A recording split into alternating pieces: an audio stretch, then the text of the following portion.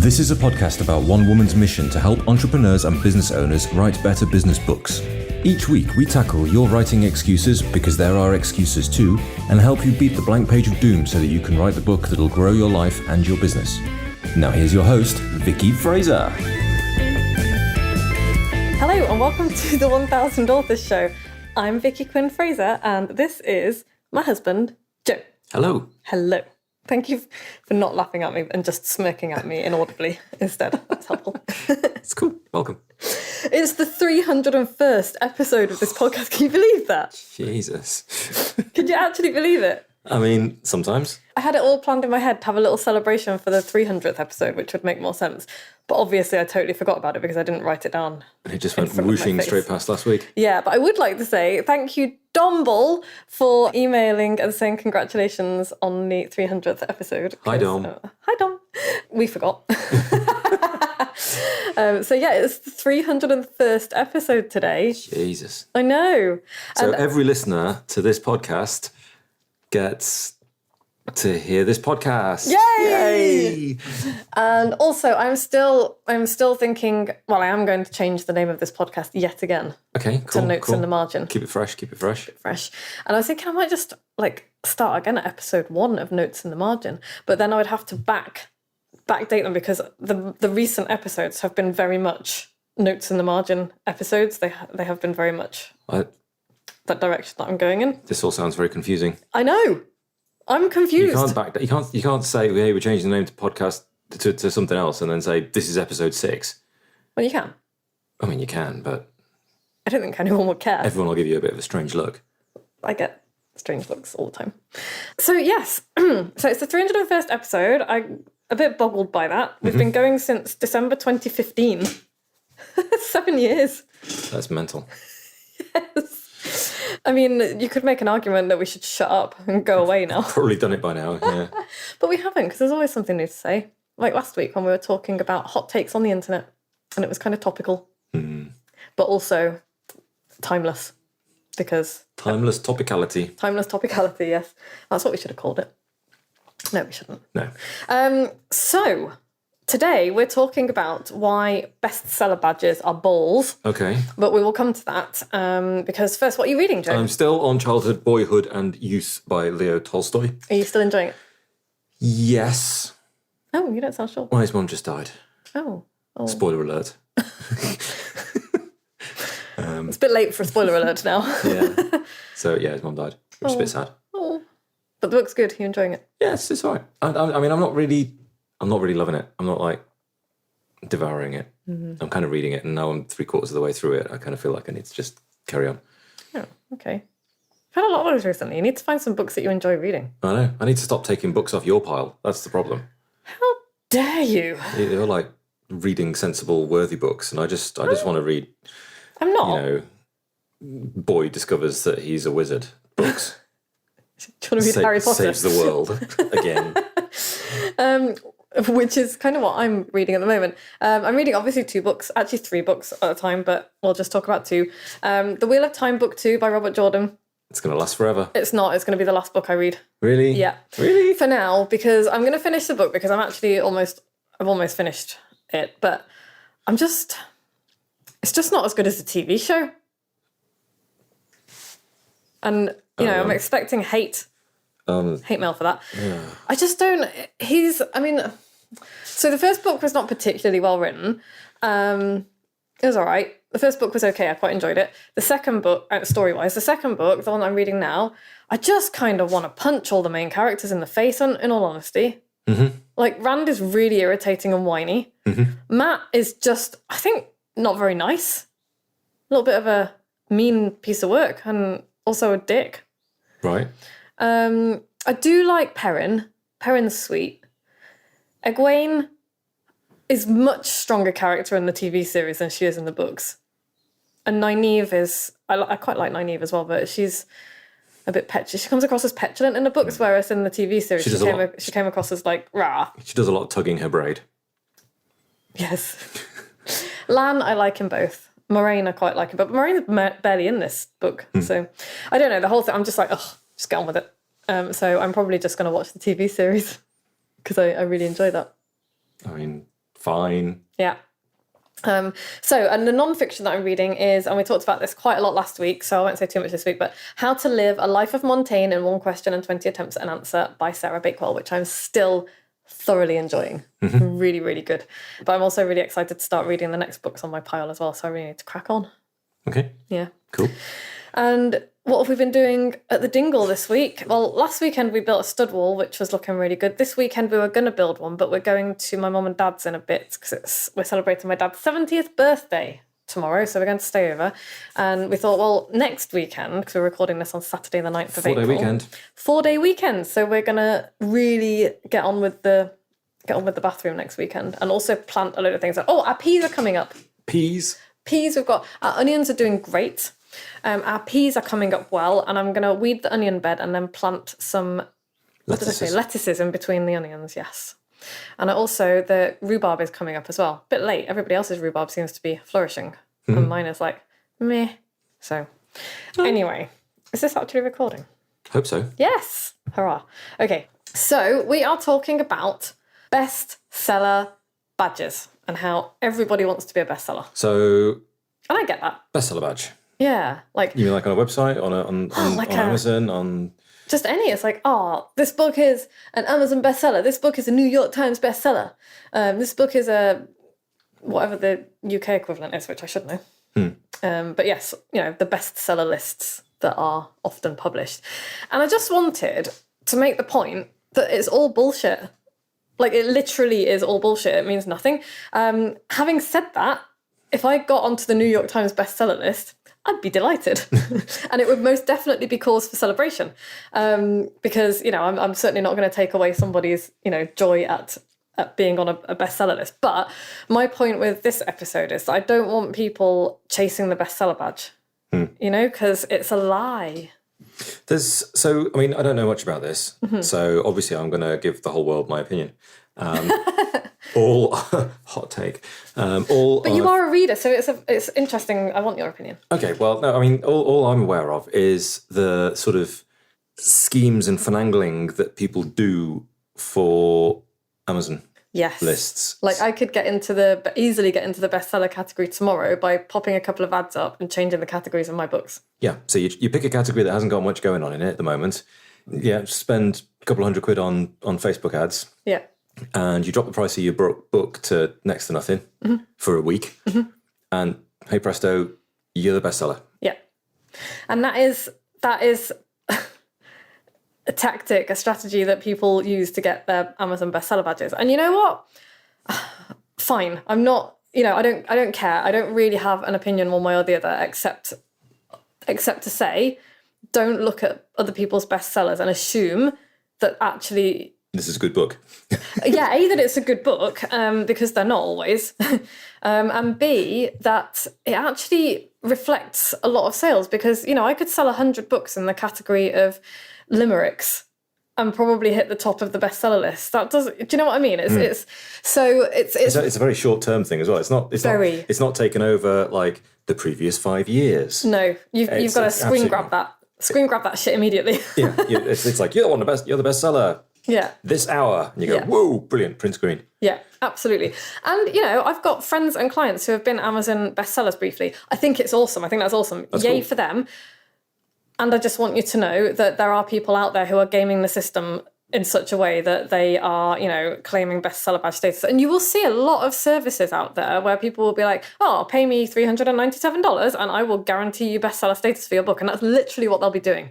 So just be really wary of that, because it doesn't mean that they're going to be putting thousands of copies of your book in the hands of people who you actually want to read them. So that's super important. But as for kind of the wider bestseller badge status, because it really doesn't mean that much on Amazon. It will, it'll be showcased a little bit on Amazon if you get that bestseller status for like you say, a couple of days. It'll be like, this book was, a bestseller, and then it'll disappear. And so you might get a few more sales from it. And the bestseller badge can be amazing on the kind of New York Times list as well, because I think most of us have picked up a book at the airport when we're like, this one or that one, and you maybe pick the one with the bestseller badge on it. But so it can help us decide when there's not much to choose. But chasing that bestseller badge is a real big mistake, because it's just going to lead you down It's going to lead you down a lot of garden paths. It's totally out of our control as well. You can write the most amazing book that will sell 100,000 copies and not end up on any bestseller list. And that's the truth of it, because the way bestseller status is actually calculated, we've already explained how it works on Amazon. That is on actual numbers of books sold, but look at the categories that they're in. But as for newspapers like the New York Times and the Guardian and stuff like that, that does not reflect, a bestseller on the New York Times list can be massively outsold by, say, 50 Shades of Grey, which was self-published originally, right? And there are self-published authors and independently published authors and authors published through smaller publishing houses as well that will sell far more copies of books than the book at the top of the New York Times bestseller list. And the reason for that is because they don't count actual numbers of sales. They have a small group of carefully curated booksellers that they like. So and it's like 3 shops up the road. It's not quite that, but yeah, it'll be like, a physical Barnes and Noble or something in New York City, and they will get the sales numbers from those bookshops, and that's how these. And there are other. That's the list. Yeah, and that's the list. And to be fair to these lists, it's not like they hide that. You can go and find out how they do these lists, because everything is transparent on the internet now. But yes. If I was at the top of the New York Times bestseller list, I'd be ecstatic. That'd be amazing. It wouldn't mean anything. That's the point. Other than me being like, oh, that's really cool, it wouldn't mean anything in terms of sales. And yes, you would probably get a boost of sales because the books that are on the bestseller list do get boosts of sales. But that's also my point. It's not fair. And yes, life isn't fair. The world isn't fair, blah, blah, blah. But it's no guarantee that the book you're going to be buying is actually any good. And that's the end of the story. Having said that, James Clear's Atomic Habits, which is one of my favourite kind of self-help personal development books, was at the top of the Times bestseller list for a long time, and deservedly so, because it's a super book and it sold a lot of copies. But yeah, so be really wary and just kind of be aware that it's a badge that doesn't really mean anything and won't necessarily do you a lot of good. And as for chasing it, and this is what I really wanted to talk about, because we can write a really wonderful book and be amazing at what we do and help loads of people with our books, which I have done with my books, and never get on the bestseller list of anyone anywhere ever. And so it's not a mark of worthiness. It's not a mark of how good your book is. It's a mark of a fairly arbitrary decision by a group of people who've decided where they're going to pull these numbers from. I guess as well as, whilst sales are great, you've got to look at the reason why you've written this book. Yes. Why are you writing this book? Are you trying to hook, 20 big clients in the next 10 years? Or are you trying to improve the world? Or are you trying to sell lots of copies and make loads of money on book sales alone? Or, what is it you're trying to do with this book? Yeah. It might be completely irrelevant that Yeah. Amazon thinks you've sold loads yesterday. Yeah. Yeah, exactly. And, there are probably ways, strategies, formulas that you could, because you see all over the place, follow this 10-step formula and write your amazing book.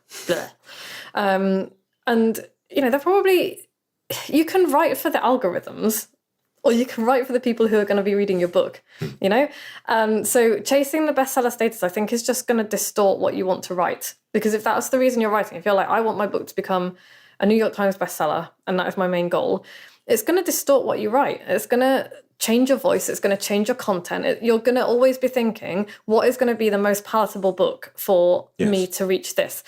Now, I am not saying, and I'll use Atomic Habits again, he absolutely did not write his book in order to become a bestseller. He wrote a great book that happened to become a bestseller. And that's what we should be doing. It's like you might write an incredible book that might become a bestseller, and that's awesome, but don't write for the purpose of becoming a bestseller, because it'll fuck everything up. It will, because it's like, what do you want to write? What's your message? Who are you writing it for? Like Joe just said, what's your reason behind writing this book? Really, really important. Do you want to write a meaningful book that makes a real and tangible difference in someone's life? Then write that book and put it out there, and then we have no control over what happens to it after that. We can do the marketing, we can build the lists, we can do all of you can't make people buy your stuff. You can't make people buy your books. So, and the other point that I wanted to make about this whole bestseller status thing is all of the many services and air quotes book coaches out there that will that will guarantee you a bestseller. Come write with me and we will write your bestseller in 10 weeks. It's just bullshit.